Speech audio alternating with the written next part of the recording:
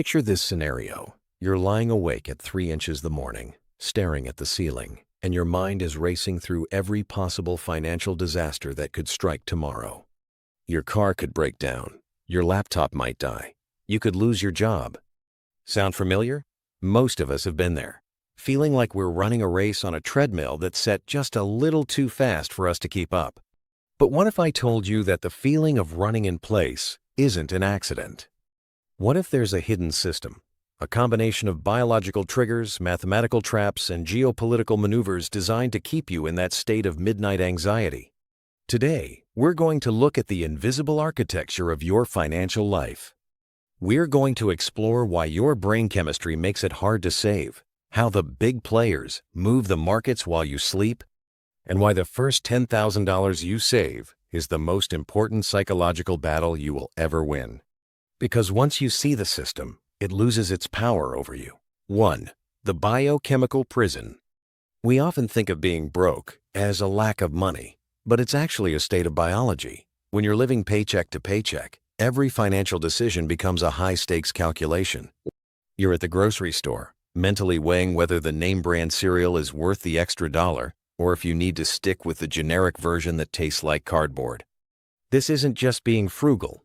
This is what psychologists call survival mode. When you live in this state, your brain is constantly flooded with cortisol, the body's primary stress hormone. Neuroscientists have found that high cortisol levels literally change how you respond to daily challenges. In survival mode, your brain cannot think about growth or long-term opportunity. It is entirely consumed by immediate threats. It's like trying to plan a vacation while your house is on fire. This leads to a phenomenon called decision fatigue. Every day, you make thousands of tiny survival-based calculations. Can I afford lunch today, or should I pack a sandwich? Is it worth paying for premium gas? Each of these micro-decisions burns mental energy. By the end of the day, your brain is exhausted. This exhaustion is why people in financial trouble often make bad decisions, not because they aren't smart, but because their willpower battery is drained from just trying to exist. The system counts on this. It counts on you being too tired to negotiate, too stressed to look for a better job, and too overwhelmed to see the bigger picture. 2. The turning point, $10,000. So, how do you break the biochemical prison? There is a specific milestone that fundamentally transforms your relationship with reality. It isn't $1 million. It's $10,000.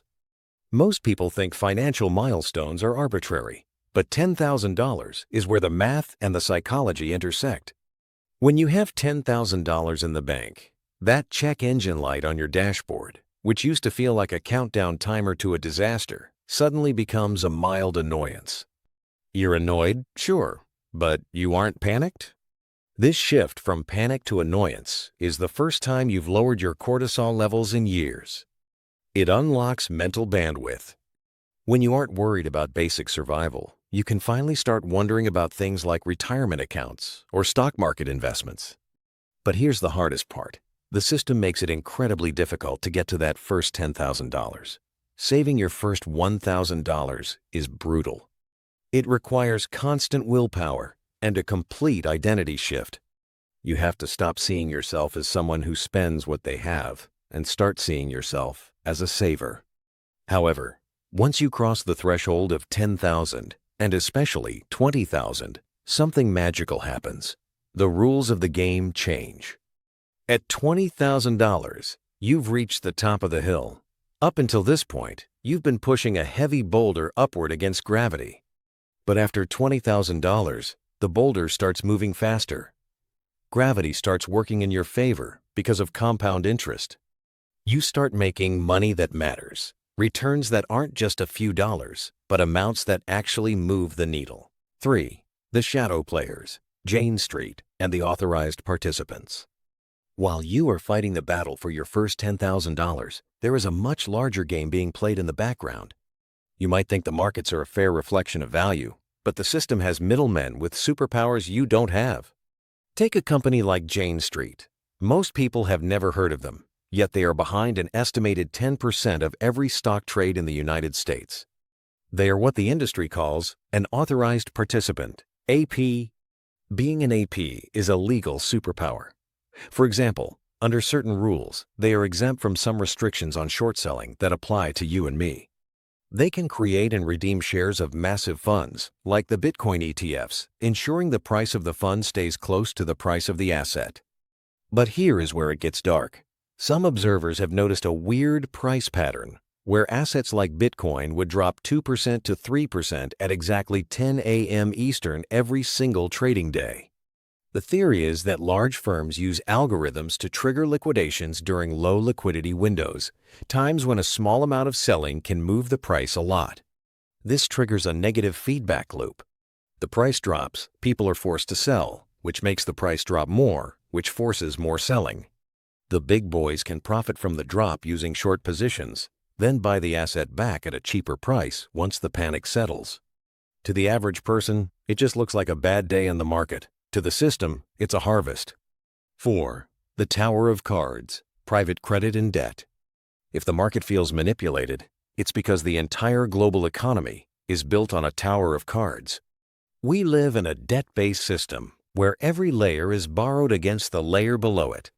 Think about the private credit market. This is a shadow version of the banking system that has grown to $3 trillion in just 10 years. These are private loans made to companies using money from pension funds and 401ks, often with very little transparency. The problem is that these loans are illiquid. Unlike a bank account, you can't just take your money out whenever you want. When investors get nervous like they are now and try to withdraw their money, the funds often have to limit redemptions. They essentially tell you, sorry, you can't have your money back right now. This leverage is everywhere. The homeowner is leveraged, the bank that gave the mortgage is leveraged, and the government sitting above it all is the most leveraged of all, with $38 trillion in debt. In 2008, it only took 4.5% of mortgages to go bad to collapse the global financial system. It doesn't take much to start a chain reaction. Today, the dominoes aren't just subprime loans. They are things like rising oil prices and AI job displacement. Oil is the ultimate recession indicator.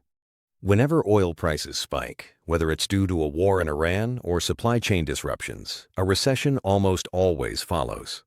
Why? Because oil is an input cost for everything: food, shipping, manufacturing. When oil goes up, businesses get squeezed, they cut costs, and they lay people off. 5. The control grid.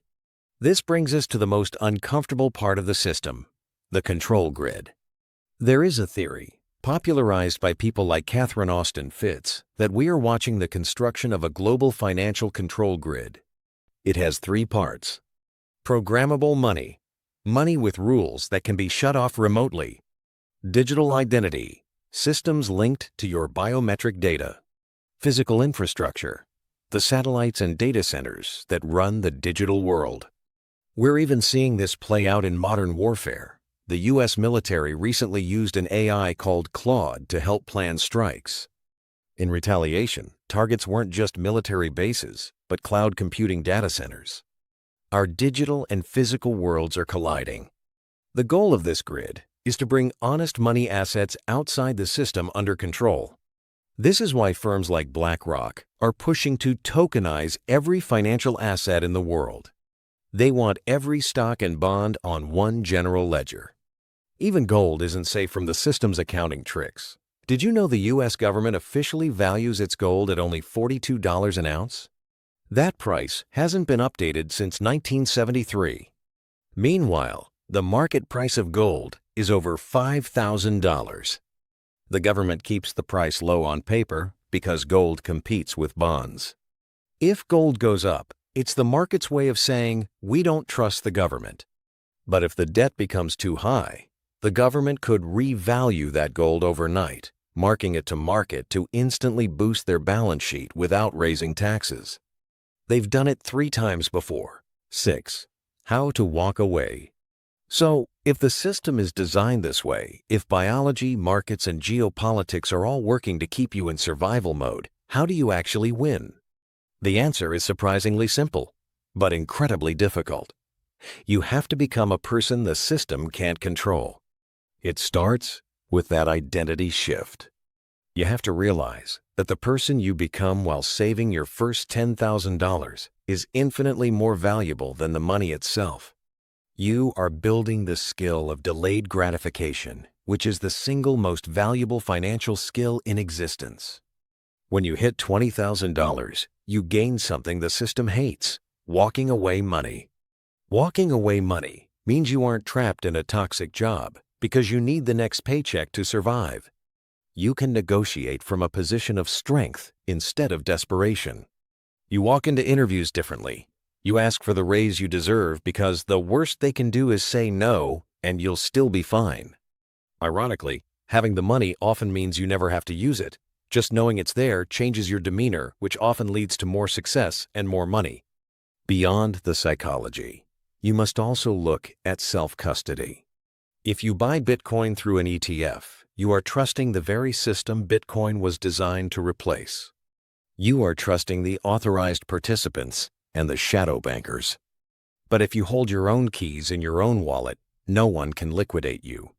The price might move, but the asset is yours. Finally, you must be intentional. The difference between someone who builds wealth and someone who stays stuck usually comes down to awareness, not just income level. Most people have more flexibility in their budgets than they realize. The average American spends $3,000 a year just on convenience purchases. The system wants you to focus on the small stuff, the price of bananas or the $4 coffee. It wants you to stay exhausted by micro decisions. But the people who escape the system focus on the big levers: where they live, what they drive, and how they invest. Reaching $10,000 or $20,000 isn't going to make you rich overnight, but it will change how you think. It will move you from reacting to life to designing it. The system is real. The cortisol is real. The market manipulation is real. But the exit door is also real. It's built one saved dollar at a time, one intentional choice at a time, until you finally reach the top of that hill and feel gravity pull you forward instead of back. Start building your foundation today. Your future self is counting on it.